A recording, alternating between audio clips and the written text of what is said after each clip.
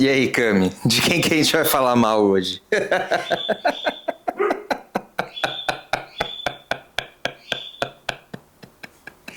Eu acho que a gente não tem que usar esse termo, não sei. Porque as pessoas podem levar muito pro pejorativo. Apesar de ser uma brincadeira interna nossa e com amigos e família, etc. Então, acho que a gente pode mudar. Pra virar algo assim. Qual vai ser a fofoca do dia de hoje? Ok, Porque a e gente, pode ser. a gente não vai falar de uma pessoa especificamente ou de uma coisa especificamente. Acho que a gente vai trazer um contexto geral. Vambora. Então, esse é o De Casal, o nosso espaço. Eu não vou nem falar como um podcast. O Enzo fala como podcast, mas É porque no fundo vai ser uma edição longa, com poucos cortes. Pra mim isso é um podcast, mas pode ser. Mas a gente tá fazendo em vídeo e não sabemos subir no Spotify ainda ou em outras ferramentas. Quer dizer, descobriremos a seguir. descobriremos assim que encerrar esse vídeo aqui. Então, Não, mas vamos lá, vamos explicar um pouquinho do porquê que isso daqui, né? Porquê desse espaço onde a gente consegue, de fato, falar o que a gente pensa, meio que sem filtro, e acho que essa é uma da grande ideia aqui por trás desse...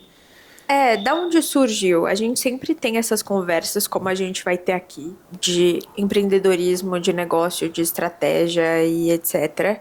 E a gente sentia falta de explorar essas conversas e trazer como forma de conhecimento para outros empreendedores. Na verdade, acho que tudo começou nos cafés da manhã com calma, né? Onde a gente ficava ali conversando e falando sobre negócios, sobre ideias, sobre várias coisas. A gente falou, cara, a gente tem que filmar o nosso café da manhã, porque a gente fala de coisas tão aleatórias que acho que seria super legal. E acabou que não virou um café da manhã, virou praticamente um estúdio. Isso aqui. Em casa, na nossa sala de casa. Nesse primeiro episódio, o que a gente pensou em trazer? Eu acho que eu vou começar com uma reflexão jogando pra você. Detalhe, a gente tá fazendo total freestyle, a gente tem um tema, só não temos um roteiro, até porque eu não sei o que o Enzo pensou sobre o tema e nem ele sabe o que eu pensei sobre o tema. Ela me brifou hoje de manhã falando que a gente falaria sobre empreendedorismo. É isso mesmo? Carreira, na verdade, o que você acredita que todo empreendedor precisa ter? E eu vou começar com essa primeira reflexão. O que você acha, não são um conjunto de coisas, mas em uma palavra ou em um tópico que você acredite que todo empreendedor precisa ter, do seu ponto de vista. Eu confesso que quando você me perguntou isso um pouco mais cedo, né, antes da gente almoçar, na verdade, a gente não sabe, tá? Para ficar claro aqui para todo mundo, a Camila só me brifou que a gente falaria sobre isso. Ela falou, pô, em uma palavra, como que você caracterizaria, descreveria um empreendedor, né? Enfim. E acho que na hora eu pensei uma coisa, mas depois, parando para refletir ali, eu mudei. Então, para mim, a principal característica que o empreendedor hoje precisa ter é disciplina. Então, Eu fiquei curiosa com o que você pensou primeiro. Coragem. Ah, tá. Ele tá bem nesse tema, coragem. Eu tô bem nesse tema. Eu tô lendo um livro sobre isso, né? Então... Mas eu acho que coragem seria muito fácil para o empreendedor ter coragem, porque existem alguns momentos na vida que a gente fala, beleza, eu vou tacar o foda-se, eu tenho coragem. Sabe aqueles 10 segundos que você tem uma coragem avassaladora? E isso é muito fácil. Então, começar é muito fácil. E aí eu acho que esse é o lance da disciplina, né? A disciplina, ela faz com que você consiga fazer as coisas de forma consistente ao longo do tempo, independente da tua vontade ou não. Uhum. Então, acho que por isso que disciplina, pra mim, seria o grande ponto aqui. Nossa, eu nunca parei pra pensar que coragem seria o mais fácil. Não sei. O que você pensou? Eu pensei em... Não vai ser uma palavra tão direta quanto disciplina. E também não pensei em disciplina como primeiro tópico. Apesar de eu ser muito disciplinada, eu acho que a disciplina tá muito na nossa vida. Mas eu pensei que a pessoa precisa estar aberta a todos os tipos de oportunidades.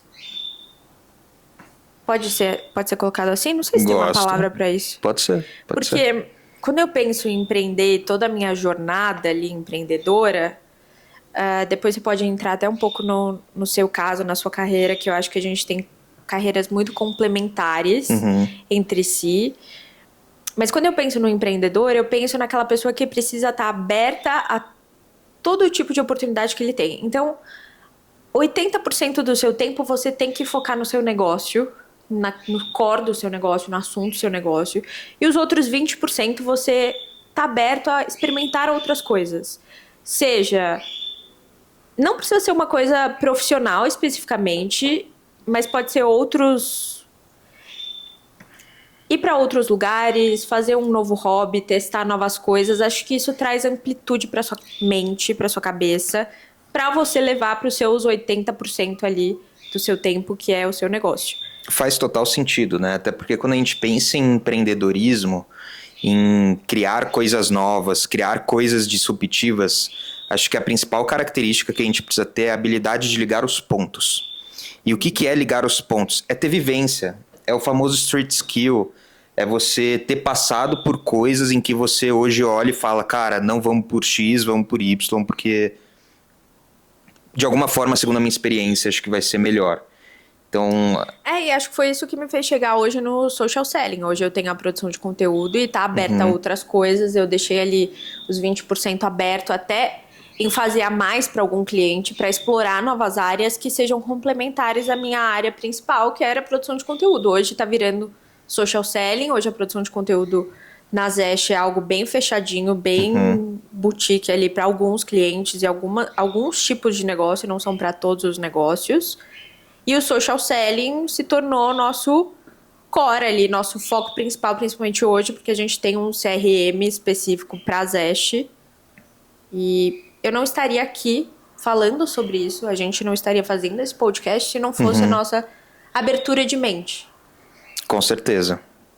Com certeza. Eu vejo isso como um ponto positivo pro empreendedor. Então, aí engloba a disciplina. Acho que a gente falou coisas complementares aqui. Sim, acredito que sim. E até só voltando um pouco de... Você achou, acho que, bem curioso eu ter falado sobre disciplina, mas uma das suas principais frases, no fundo, ela fala sobre disciplina. Só vive o propósito quem suporta o processo. Isso nada mais é do que disciplina. Eu deveria ter botado minha caneca aqui da Zest, que é só vive o propósito quem suporta o processo. Porque é isso. E é um processo também você tá empreendendo. As pessoas acham que vai lá, faz e pronto, acabou. Acho que tem que ter muito isso, vai lá e faz. Com certeza. E hoje de manhã a gente tava falando sobre isso. A gente tá muito estudar, se aprofundar e tudo mais. E não tá executando tanto quanto a gente poderia executar. Acho que você tem que saber a hora de parar também e... É que, cara, na minha visão, acho que é muito difícil você saber qual que é o exato momento em que você está pronto. No fundo, eu acho que a gente nunca vai estar pronto. E esse é o grande quê da questão. Porque eu tenho um background, enfim, para quem não sabe, eu já trabalhei no G4 Educação, uma das maiores startups ali de... Eu acho que a gente tem que lembrar de contextualizar algumas coisas, porque a gente vai soltando umas coisas aqui. A gente vai atropelando, né? E primeiro que a gente conversa no off, e segundo que nem todo mundo conhece a gente e nem sabe do nosso histórico. Então, você pode contextualizar, desculpa te cortar. Boa, não, tranquilo. Mas uma das minhas últimas experiências profissionais ali, antes de fato empreender, antes da Bucks e antes de estar aqui, nesse momento aqui junto com você, eu tive grande parte da minha carreira profissional ali, foi dentro do G4 Educação, que é uma startup de educação para empresários, focada em SMB, e aí a gente está falando de empresas, sei lá, que faturam entre 1 milhão e 500 milhões ao ano, e até mais do que isso, na verdade, né? Então, tem diversos produtos ali. Mas acho que o grande diferencial que eu sentia de estar dentro daquele ambiente era que todos os meus gestores, eles estudavam muito. E eu achava isso muito foda, tipo, muito legal. E, de fato, eles conseguiam trazer material, principalmente gringo, né? Porque dificilmente você tem bons conteúdos aqui no Brasil. Acho que a gente está começando a crescer um pouco mais com relação a isso, mas o conteúdo externo, ele ainda é muito rico. A galera lá fora entrega muito conteúdo de valor de forma gratuita ou de forma muito mais barata do que você encontraria aqui. Então, e ali eu aprendi muito a ter esse, de fato, estudo, essa disciplina de estudos e garantir que, de fato, aquilo que a gente está fazendo naquele momento é a coisa que a gente deveria estar fazendo, enfim. E aí, isso depois eu percebi que me deixava em um submundo ali em que eu não sabia se de fato eu deveria executar ou se eu deveria estudar, sabe? E quando, vamos supor, falando da sua carreira agora, você no G4, você não estava empreendendo ali, acho que teve até um pouco de Com certeza. intraempreendedorismo, porque era uma área Sim. nova, não era? Alguma Exatamente. coisa assim. E depois você foi para a Bucks, que já era uma empresa que começou um pouco mais estruturada financeiramente, Uhum. com clientes e tudo mais, processos e etc, porque tinham mais sócios. Uhum. E agora você sai da Bucks, agora não, mas há um tempinho, uns meses, você sai da Bucks, vem para um empreendedorismo mais real. Raiz, e eu né, que falo a gente assim, fala. real, e eu brinco com o Enzo, é real porque Não que o que eu tinha lá não fosse real, mas é porque lá, de alguma forma, os primeiros clientes eles vieram de forma muito rápida. E por com conta esses, do G4 por até. conta do G4, Por claro. conta de você ter essa chancela do G4 também. Com certeza. E a gente fala G4, daqui a pouco o G4 tá aqui. Mas de ter uma chancela de empresa grande. E algumas Sim. amigas minhas já me questionaram, falando, por que você não começou em uma empresa, depois saiu para empreender numa empresa multinacional, foi ter mais experiência e tudo mais.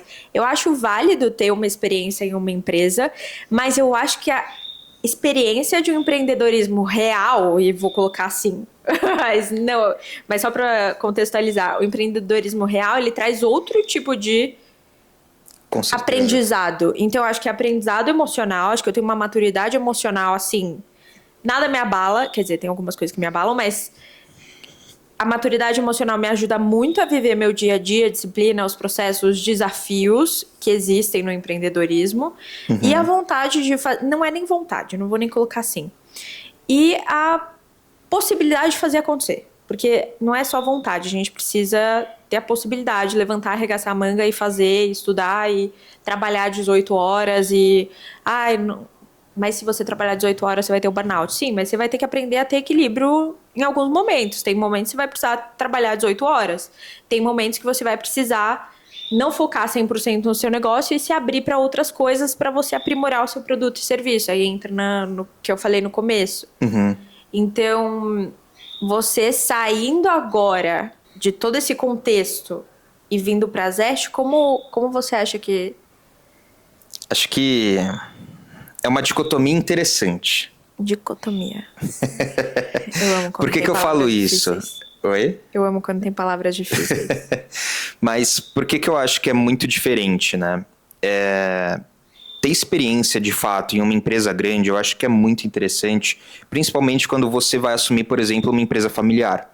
Eu acho realmente que aí você tem que sair, ter contato com o mercado, ver como, de fato, as empresas e as coisas, os processos, as tecnologias, elas acontecem, para aí sim você chegar, arregaçar a manga e falar, beleza, agora eu tô aqui pronto para assumir, sou o sucessor desse negócio, vou fazer a coisa acontecer.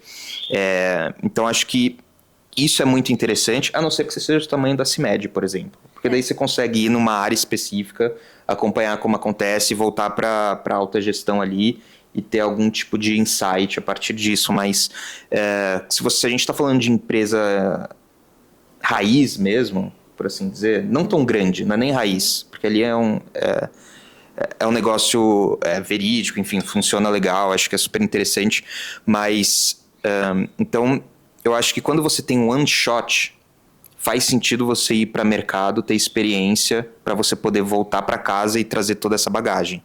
Agora, quando a gente fala de empreendedorismo, é muito difícil você ter esse one shot. Dificilmente a primeira coisa que você empreender vai ser aquilo que você vai continuar fazendo ao longo do tempo. É verdade. Porque acho que você, de fato, a ideia que você, sei lá, que te motivou a sair para fazer alguma coisa, você vai moldando ela ao longo do tempo, você vai lapidando. E isso pode ser feito de N formas. Então, por exemplo, hoje o que a gente quer fazer aqui dentro da Zest? A gente quer ajudar o pequeno e médio empresário, cara, a prosperar, a trazer mais receita para dentro do negócio, fazer mais com menos. Até porque a gente viveu esse momento. Exatamente. De Zest. Então, o Enzo entrou na Zest há alguns meses e eu não sei quando você vai estar vendo esse vídeo, mas enfim. Antes era só a parte de produção de conteúdo. Eu comecei a entrar com a parte de social selling, entrou com aquela coisa de novos horizontes. E eu percebi que eu precisava de uma ajuda, porque eu era sozinha praticamente. Né? Tendo freelancers e tudo mais dando suporte ali na parte de conteúdo. Mas na parte de social selling eu estava completamente sozinha. E sempre empreendi sozinha.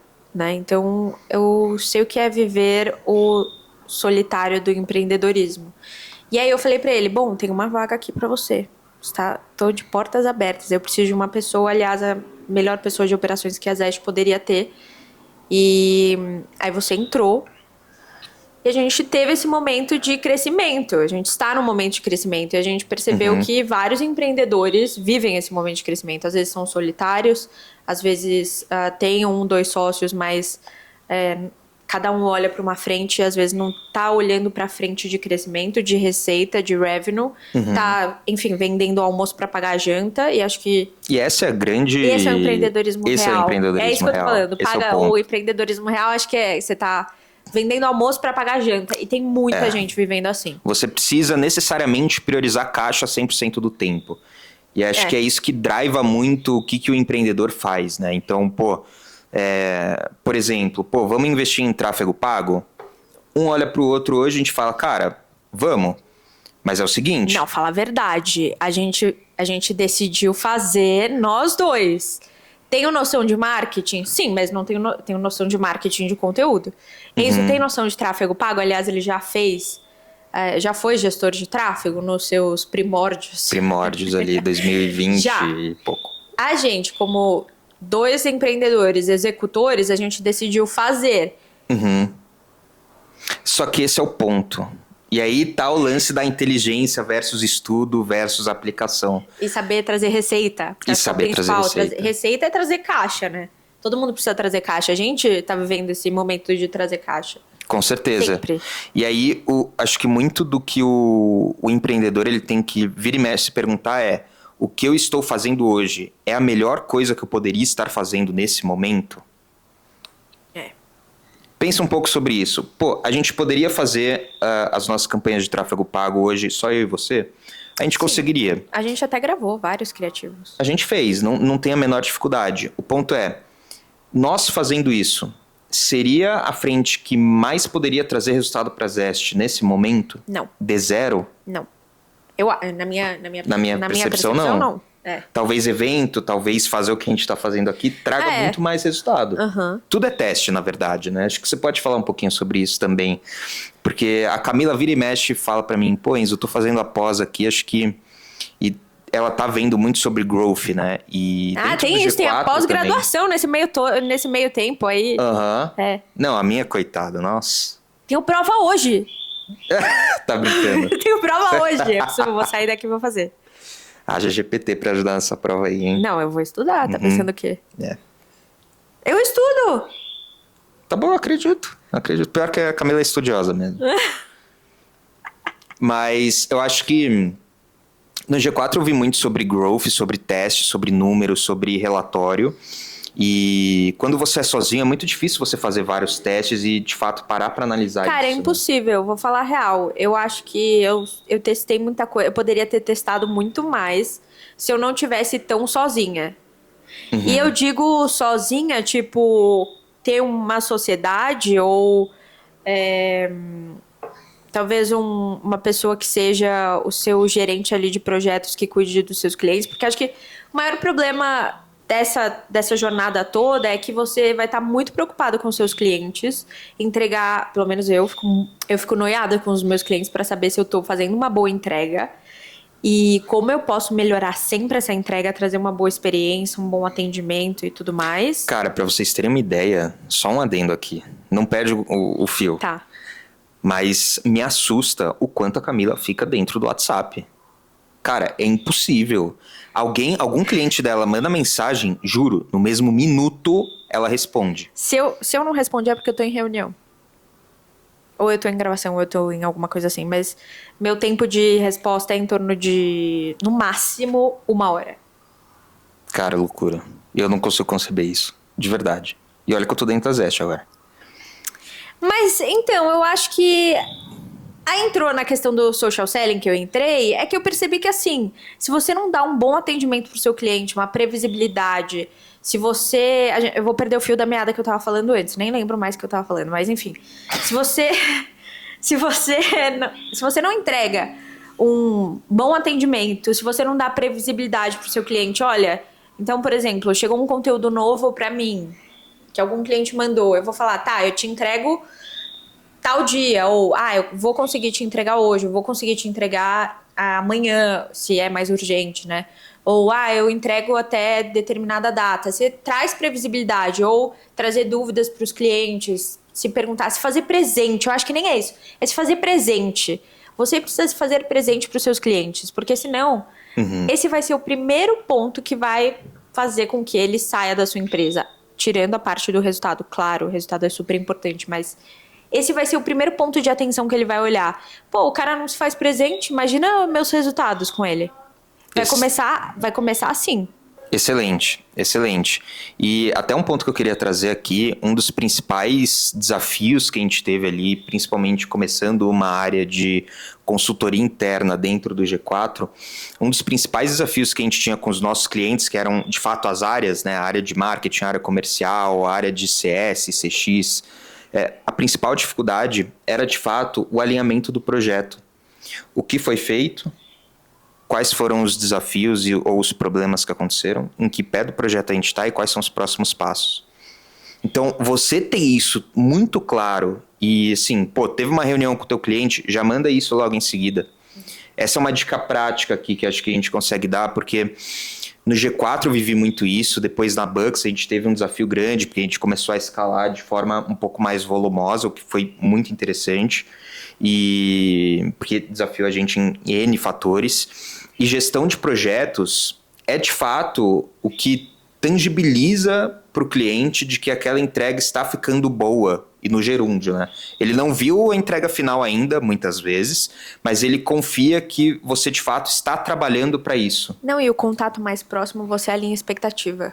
O cliente fala mais rápido, ele dá feedback mais rápido. Você questiona e tudo mais, você vai refinando ao longo do tempo. E assim, isso vale para serviço, mas, por exemplo, o produto também, você precisa... Com certeza. Tô construindo seu produto, ou se a pessoa tem um e-commerce, hoje em dia tem aqueles sites que vão enviando notificação pro cliente. Mercado Livre é excelente nisso. Aliás, eu amo comprar no Mercado Livre, alô Mercado Livre, porque ele vai me mandando notificação, ele vai me avisando onde está meu produto, chega rápido, chega... tal dia, eu tenho previsibilidade, o cliente sabe quando vai chegar, quando não vai chegar, se ele comprar hoje, chega hoje, ele precisa do negócio para amanhã, enfim, então isso é muito bom.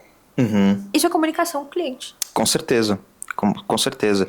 E a comunicação, ela não é só marketing, né? Ela é produto, ela é desenvolvimento, ela é teste.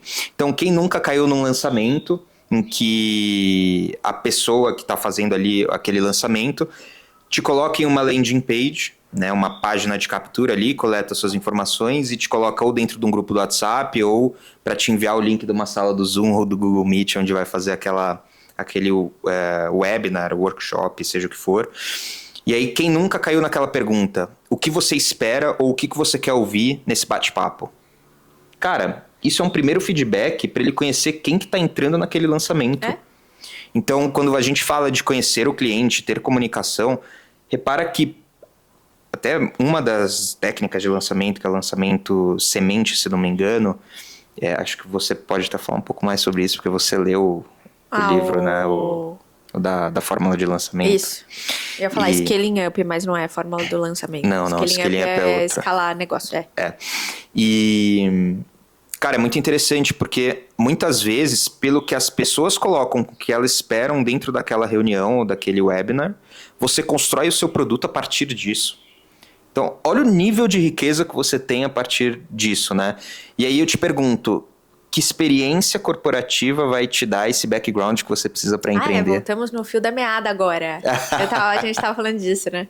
Quando eu me perdi em vários assuntos aqui. Não vamos falar que a experiência corporativa não traz experiência para o empreendedorismo. Acho que traz, mas traz de uma forma diferente. Acho que... Exato. Nesse caso... eu não estando no corporativo e ter feito algo no corporativo, eu tenha perdido alguns ensinamentos ali.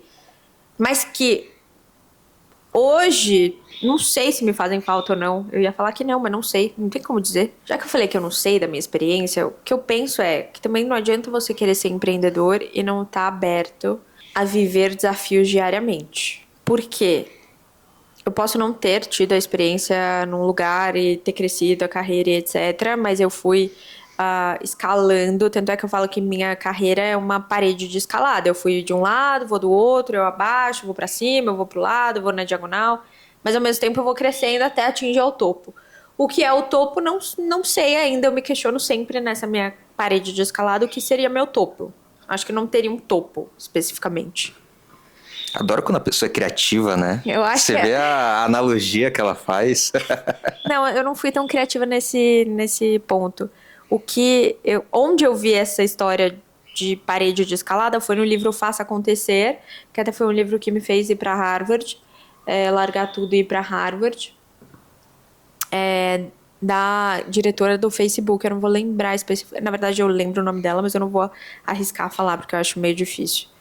Mas então, eu acho que você precisa estar aberto a aprender todos os dias. No corporativo, talvez você tenha uma linha Um pouco linear, mais clara. de onde ir. No empreendedorismo, você não tem. Você tem que ir seguir essa parede escalada mesmo. Tem que cair de cabeça e fazer e testar. Manter um foco, porque é muito fácil também perder o foco. Testar tudo. É manter aquela proporção, 80, 20%. Com certeza. Com certeza. Não, e quando você testa mais de uma coisa ao mesmo tempo, você não consegue de fato saber de onde está vindo o seu resultado, né? E principalmente quando você está começando alguma coisa, principalmente se você está com um time mais enxuto, é muito difícil você de fato conseguir testar, parar, analisar. É meio que, você troca a turbina do avião com ele já rodando, já é no ar, né? Então, é você que é o piloto, mas você também é o atendente, você que faz toda a manutenção. Então, acho que, óbvio que... às vezes você contrata uma pessoa pra fazer, mas é você que tá... Sim. Você tem que estar de olho no seu avião. É isso aí. O avião é teu. É. E no fundo, se aquele avião cair, a culpa vai ser tua. Esse que é a responsabilidade do empreendedorismo também, né? Que acho que é um ponto que a gente não entrou aqui, mas... O quanto que outras pessoas, outras empresas dependem daquele seu produto ou serviço para de fato ter um resultado que é o que a gente de fato quer gerar para quem compra da gente, né, de alguma forma. Então, acho que esse acaba sendo um peso um pouco diferente do que você tem no mundo corporativo, porque você não tem essa magnitude. A gente tá com hiperfoco no mundo corporativo, né? É que tudo bem que a gente tá falando de carreira. É que assim, são coisas diferentes. No corporativo você tem muito receio de alguma coisa não dar certo, mas aí você pensa muito de tipo, o que vai ser de mim se isso não acontecer? Ou o que vai ser da minha posição, do meu cargo, do meu time? Mas quando a gente pensa no empreendedorismo, óbvio, isso também tá ali junto, mas normalmente no empreendedorismo você também tem um quesinho de querer fazer algum tipo de bem para a sociedade de alguma forma. Ser útil. Ser útil. Empreender se resume a ser útil. Porque quando você se sente útil, e isso é do ser humano mesmo, você se sente parte daquilo, você quer continuar fazendo aquilo. Então, uma palavra para resumir empreendedorismo, ser útil. Útil, utilidade. Seja tão útil a ponto de as pessoas quererem pagar para você fazer aquela utilidade dentro, seja dela ou daquela empresa que ela administra ou e não é à toa qualquer frente, né? E não é à toa que quando você não é útil, o seu negócio não cresce, você não consegue vender. Então aquela coisa de testar, fazer o MVP, testar demanda e etc, nada mais é do que você testar a sua utilidade. Então, o seu propósito é ser útil. Se você não tem um propósito, tô te dando um aí, entregando de bandeja. Ser útil, seja útil. Independente do que você faça na sua vida. Se você quer ser útil pra os animais, para as pessoas, prestando algum serviço, vendendo algum produto, vendendo alguma aula, algum suporte, né? Tem mentorias e afins. O que você mais se identificar e teste ele. Uhum, com certeza. E se você não souber por onde começar, acho que comece olhando para dentro. Não para dentro de você, não vou entrar num papo reflexivo, mas olha para dentro da tua casa. Você quer ser útil para quem? Começa daí. Começa sendo útil, sei lá, para sua esposa, para o seu marido. Começa sendo útil para alguém que você admira, tipo seus pais, seus avós. E, cara, tenta pegar essas qualidades e ver. Eu consigo replicar isso de alguma forma para alguém? Então, até voltando um pouco, aqui acho que mais caminhando para o final, talvez, não sei quanto tempo a gente está aqui falando, que a gente gosta de falar, mas muito desse lance de eu gostar tanto de fazer automações, integrações, criar relatórios e dashboards automáticos, ele é proveniente de uma experiência em que eu precisava disso e eu não fazia a menor ideia de como fazer quando eu trabalhava com os meus pais. Então, eu pegar o que eu tinha... essa dor, né, que era uma dificuldade tão grande ali, muito voltada também para atendimento, e por isso acho que o grande interesse pelo Zest Hub também, pelo menos do meu lado aqui, óbvio, além de correlacionar com social selling, que é um ponto que a gente tem em comum ali, é justamente disso. Então, eu vi que a partir do momento em que eu vi que eu conseguia ser útil para as pessoas fazendo aquilo que um dia foi uma dor muito grande para mim, fez com que eu fosse ainda com mais afinco ali para fazer o negócio acontecer. Então, pelo menos foi algo que aconteceu comigo e acho que dá pra gente tentar replicar ali para outras pessoas também. Nossa, a gente falou de muita coisa aqui que a gente nem estava planejando, mas eu quero fazer uma última reflexão pra gente não ir tão profundamente assim e explorar em outros episódios essas coisas que a gente falou. Qual é a característica que você vê muita gente falando na internet sobre empreender e que você não concorda? Acho que eu não brifei ele dessa. Uma característica... Tipo, alguma coisa que você viu na internet assim e, sei lá, viu alguém falando que empreender dá, sei lá. Ou para vender não precisa necessariamente ser o tema empreendedorismo, mas que tem a ver com empreendedorismo, vendas, marketing. Não, eu falo. Roube meu conhecimento e fature 7 dígitos por mês. Uau, gostei desse, não tinha pensado. Sabe, nesse lance de tipo, pô... Mentoria. Mentoria. Vamos criticar. Tem isso também. É que eu também tenho um pouco de preconceito com mentoria. Ela é muito boa em alguns momentos e... de fato, em alguns momentos de empresa e de pessoa. Mas não em todos. Tá. Eu ia falar, mas acho que nem é o assunto aqui. Mas... sim. Acho que qual que é o ponto, né? Hoje a gente vê muito na internet, tipo... Pô, pega esse resumo de que eu fiquei 5 horas estudando o lançamento do Caio Carneiro e eu tô te entregando de graça. Esse é o tipo de conteúdo que viraliza no LinkedIn. Nossa, LinkedIn, uau. Você pegou uma polêmica do LinkedIn pra trazer. Eu tava pensando no Instagram, TikTok, sei lá. Não, isso é algo que tá funcionando muito no LinkedIn. E quando a gente olha pra redes sociais também, é tipo, pô, copie e cole essa minha estratégia do digital para faturar tanto. Ou copie e cole a minha estratégia de posts que vai fazer você faturar tanto. Eu sou bem essa coisa de testar. Eu testo todas essas paradas. Aliás, eu compro um monte de produto digital e testo. Eu comprei também esses dias. A gente comprou esse mês, a gente comprou uns 5. Pra testar. Mas algum deles funcionou? Cara... Algum deles entregou o que prometia? Não, teve um que entregou muito mais, entregou estrutura. Achei bacana. Olha só. Depois a gente pode até aprofundar nisso, sobre estruturas de produtos, serviços e afins. Uhum. E como a gente faz para refinar o nosso. Que, aliás, comprando produtos e serviços de outras pessoas, a gente refina o nosso. Então você vai ter que meter a mão no bolso, em alguns casos, para ajudar e aprimorar algumas coisas. Ou seja, tira o escorpião do bolso aí que você vai precisar. Então, no meu caso... Nossa, eu elaborei a pergunta e não pensei. Eu achei o seu muito bom. Que isso? É sério, eu achei muito bom. Não, mas você tem alguma coisa pra falar também. O que a galera do digital fala que você não concorda e muito provavelmente vai ter relação com o tema de empreendedorismo, de alguma forma? Que pode ser fácil. vender é fácil, ganhar dinheiro na internet, aquela coisa, eu acho a maior baboseira que existe. Empreender não é fácil, não é pra qualquer um. Já foi tema da minha terapia até. Então, quem achar que empreender, não dá, você não dorme, você fica ansioso, é um caos.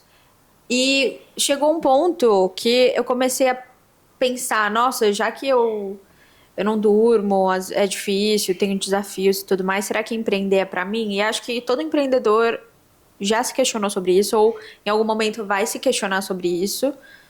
Não pela questão financeira, mas às vezes pela instabilidade que é empreender. E eu confesso que eu achei beleza nisso. Olha só, olha só.